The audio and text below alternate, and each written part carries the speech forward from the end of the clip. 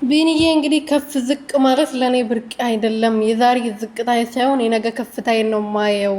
ስለዚህ ዛሬ ዝቅ በማለታችሁ አትዘኑ፣ አትከፉ ብሎ መጥቶልናል። እንግዲህ እውነቱን ነው። ዛሬ ብዙዎቻችን ስንከፋ ስናዝን እንዴት እንደዚህ የሆነ ነገሮቹ ለምን እንደዚህ ተደራረቡብን እንላለን፣ እናማራለን። እና እንትና የቢኒዬ ግን በዚሁ አጋጣሚ እናመሰግናለን። ያው መክራናል፣ እናመሰግናለን።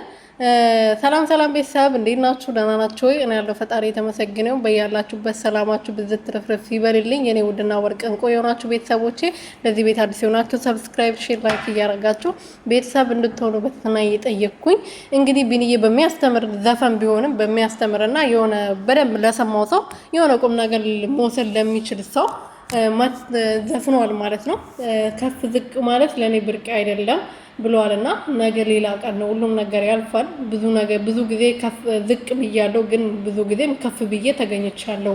የዛሬ ዝቅታዬንም አታዩ፣ የነገ ከፍታዬንም አሳያቸዋለሁ ብለዋልና ከፍ ብለን እንድትታይ ነው የምንፈልገው የሩትዬ ወንድም ስለሆንክ ብቻ